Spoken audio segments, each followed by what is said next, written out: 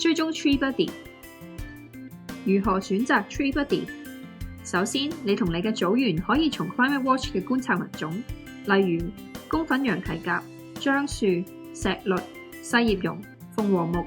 大花紫薇、洋紫荊、黃槐、台灣相思、木棉等等，選擇8棵樹木作為你哋本學年嘅 TreeBuddy。同學應該選擇健康、容易觀察以及定位嘅樹木作為 TreeBuddy， 並且記錄 TreeBuddy 嘅品種、高度、樹徑以及全球衛星定位系統嘅位置。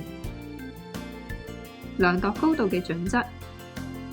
以度高儀量度出 TreeBuddy 同地面嘅角度，以及同學同樹木之間嘅距離，然後計算出 TreeBuddy 嘅高度。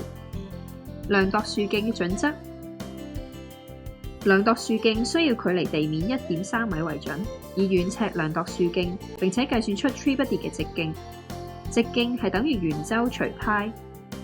量度全球衛星定位系統嘅位置，開啟全球衛星定位系統儀器，然後緊貼喺樹幹嘅位置，等待顯示屏幕顯示出位置嘅編號，記錄低所有嘅數字。流動網站，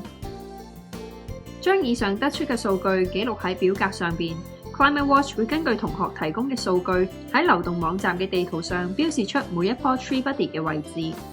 觀察樹木，以流動網站或者電腦上載樹木嘅最新照片，並且根據樹木嘅季節變化回答幾道選擇題，就可以將記錄上載去到 Climate Watch 數據庫，供科學家分析研究。